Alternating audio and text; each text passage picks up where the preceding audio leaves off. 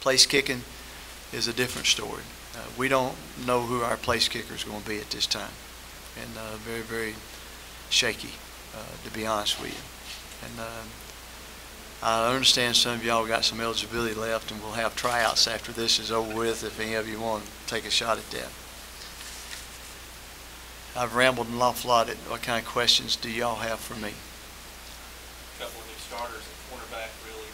PJ Williams. I know Dibbs has played a lot, but obviously talk about those guys. Well, both of them are seniors that have been here and been coached a lot and have played a lot in special teams and in nickel and dime situations. And, of course, at some time or another, they've been starters. And PJ's having an unbelievable spring. Jamel hurt himself just a little bit a couple of days ago and has been a little bit gimpy, but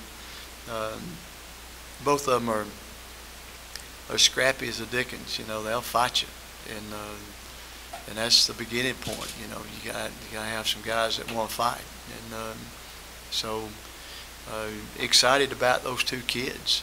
Now, whether they keep a job or not, I don't know. They got some very, very talented young people behind them, and so it's going to be interesting to see. But right now, somebody may be bigger than them. You know, everybody's got big receivers nowadays, but nobody will whip them. I guarantee you, they'll fight until they drop. So I think we're very, very blessed to have those two kids. You talked a bit about Dino already. Yeah. An extra year of eligibility after hurting his hand, I guess, this game last year. His wrist. Broke his wrist. Yeah. Let's talk about him that extra year and what he needs to do. Well, when he went off the field last year, of course, you know, he broke his wrist about this time in a scrimmage, and when that happened, you could see our kids deflated, and we were a different football team after he got hurt. And so he decided that he wanted to cast up. The doctor, you know, made him a special cast and casted him up, and he was going to keep playing because it was his senior year, and he did not want to miss his senior year. And so we did. We held him out the first ball game to give him more time to heal, and then you know, and to get used to this special cast. And then he played against North Alabama, and every time he, you know, and of course Dino's one of those. I mean, he's one of those. He's an artillery shell. I mean, he's gonna go unload and explode on somebody. And about the second quarter of that ball game, he made 3 or 4 big hits. And about the second quarter of that ball game, every time he'd hit, you could see the expressions on his face that he was in serious pain. And so I just pulled the plug on it. I said, Dino, we're not going to do that. You're not going to play all year with pain like that. I'm not going to let you do that. And so we appealed for the medical red shirt and got it. And so he's back his senior year. Y'all can tell him tell him that you've never seen anybody 7 years in college. They'll get him going, you know. But he's the leader of our football team, and I'm telling you, he raises our level just when he's on the field. And so he got married at Christmas, and he and I compare notes all the time about we don't understand women. We're both in agreement on that. And so, married a girl from Carson-Newman, and it's a very special couple that's trying to have ministry. They're going to impact a whole lot of people's lives just because of the kind of people they are. So we're very fortunate to have Dino Waits. Daenerys is his real name, by the way. On offense, obviously Alex Goodluck, Wakefield, Reggie Hubbard, and played for you all 4 years that they've been here. A lot of game experience there. Yeah. Talk about them coming into seniors and just trying to put that last season, make that last season happen. Well, I think they're excited about that, and I think they're very determined to do that.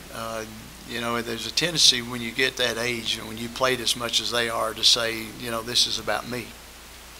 You know, that, just like you got through saying, you know, that's kind of a natural approach. You know, this is your last shot. You know, get it for me. And but they've been challenged that it's not about them, that it's about us.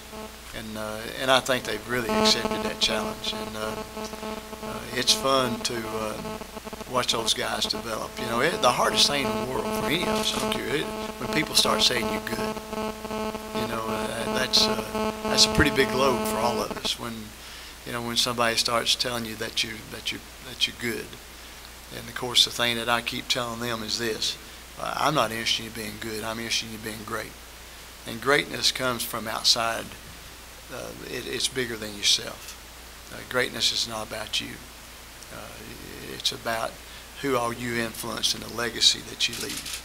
And so it's fun to watch them.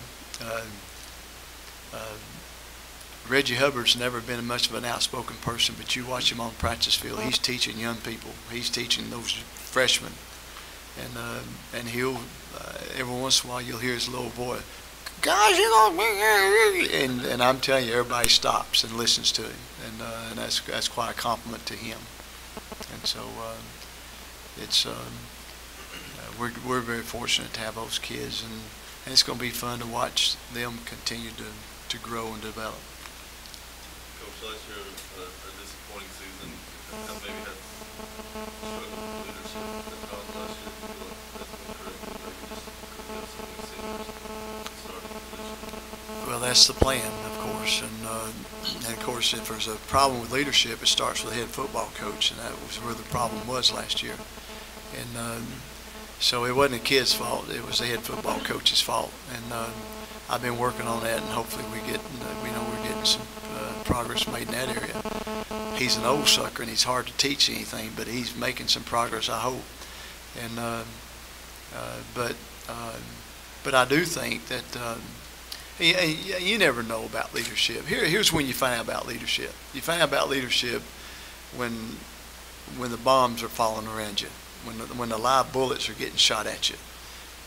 That's the reason, guys like our president who fought in the 101st Airborne Division, or this guy sitting here, Dow Shealy, who fought in the Marine Corps when there was live bullets flying around. That's leadership, and that's the way you find out, how they're going to develop. And all of us, you ask questions about us. You find out in the circumstances that aren't good. That's when you find out. All of us can handle the highs, but real character is developed in the lows, and that's where real leadership comes from. And so that's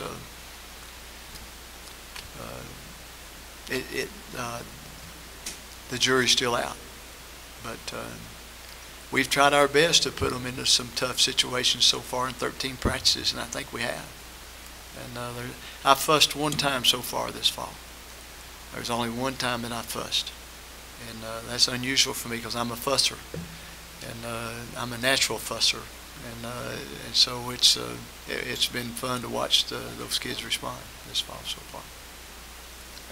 30 years in, Coach. I mean, of course, last season you said you learned stuff about yourself. Well, I don't know what that is. I mean, you said you needed to change some stuff. Yeah, what I found out is that I don't have all the answers, and and then it's not about me. It's there's some scripture that says unless the Lord builds the house, the builder builds in vain. And I think I paraphrased that and put it in our notebook, and that's why I said Coach Sparks paraphrased, and it says unless the Lord builds the team, the coach and the players build in vain. And I think that's exactly right. And so it's like everything else, guys. You know the deal. We can do things one or two ways. I used to think there was several ways you could live your life or do things. And as I've gotten older, I've learned there's really only two ways. There's my way or there's the Lord's way.